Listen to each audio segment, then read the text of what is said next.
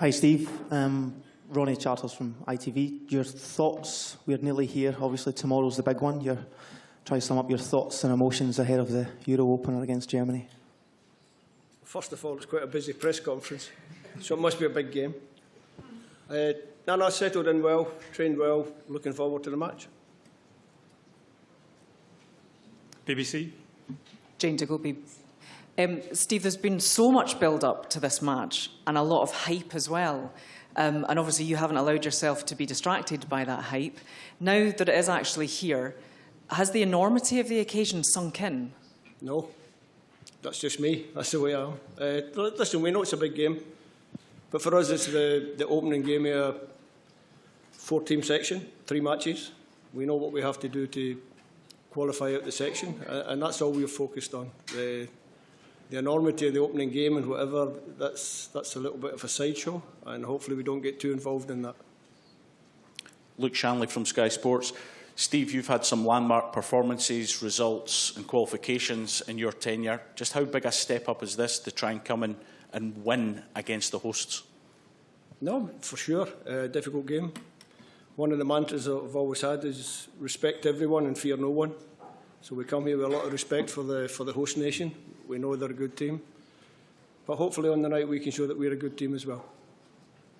Steve, Gabriel Antoniazzi, Radio Clyde, you're talking there about the bit of the sideshow, the enormity of the opening game, but another sideshow might be the tens of thousands of Scots that have arrived in the country over the last few days. Have you and the squad paid any attention to that, and how much of a boost has their support given you? No, it gives us a big boost. We know they're here to support us. They're going to be behind us every minute, every game, and that's really important for us. We've had a little taste of it down in Garmisch-Partenkirchen, where we're based. There's some people down there that have made the walk to training more enjoyable, and I'm sure there'll be a few around in Munich tonight that we won't see. I hope they enjoy themselves and behave themselves. Yeah, gentleman there. Hi, from TV2 Norway. 1 year ago, you were here. You were 1-0 down against Norway in Norway, and then Haaland got subbed off, and you scored 2 goals. Today, how do you reflect back on that moment and those minutes, and how important that was for you? Obviously, we knew that Norway would probably be the main competitor for the other qualification spot in the group. If you take Spain as the group the pot 1 team that were going to qualify, we'd already just beaten Spain at Hampden in the previous camp, so we came there in good spirits. It was nice when we made the equaliser with a couple of minutes to go, and we were quite happy to take a point. So you can imagine how happy we were to take all 3 points with the 2 late goals. But it was a pivotal game in the section, and we're aware of that, and hopefully we can have a few more good moments like that in this tournament. Yeah.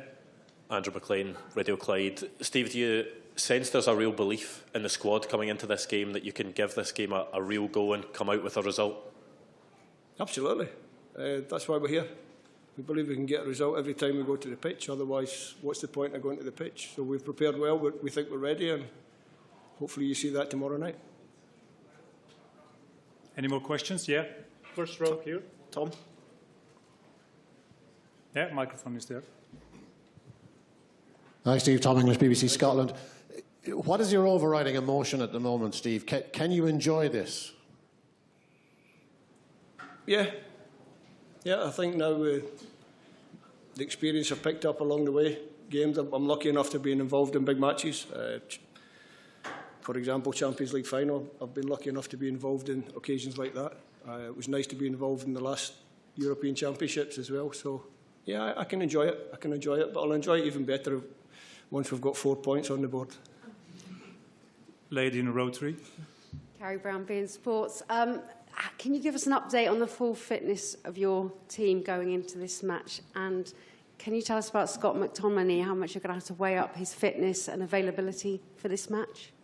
Everyone fully fit, flying, desperate to be selected and ready to go. Keith? Yeah.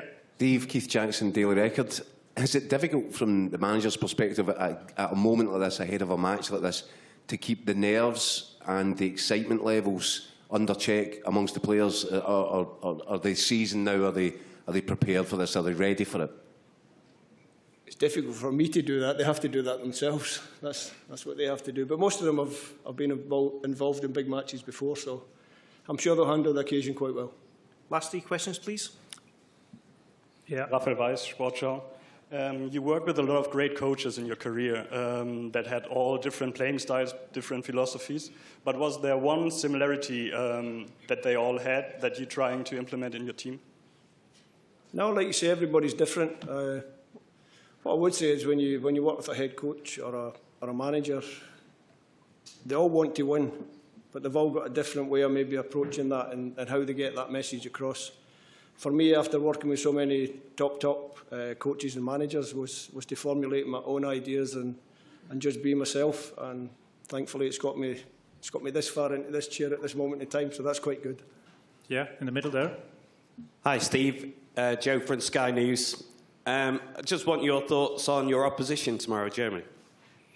Yeah, good team. I think people were trying to talk them down a little bit. I think when Julian Nagelsmann went in, he probably found, like I did, the first year can be a year where you're trying to find out your best squad, your best team, your best formation. I think he's managed to do that if you look at the recent performances in the friendly matches. So when the draw was made, I expected it to be a really tough game, and nothing's changed my mind. Shaban?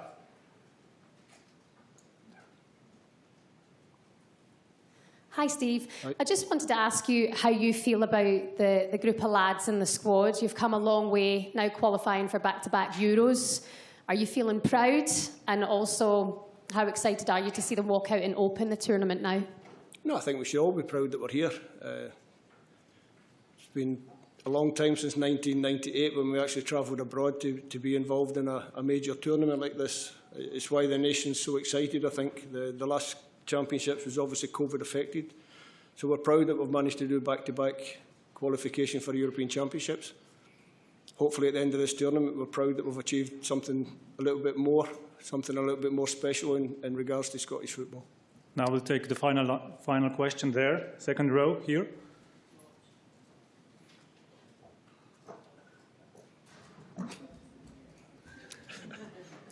Thank you. Shaban. Well done, good job. Hi, Steve. Robert Grieve from The Sun. Are you sensing any nerves with the boys when you've been training this week? Has it been a build-up of anxiety, or are they all ready as far as you're concerned? No, they've been good. There's an edge. There's an edge in training. There's always an edge in training, so you expect that as you approach a big match, and you'd be disappointed if it wasn't there, so that edge is nice to see. Now we'll go remote. Any questions remotely? Raise your hand. Virtually, of course. No?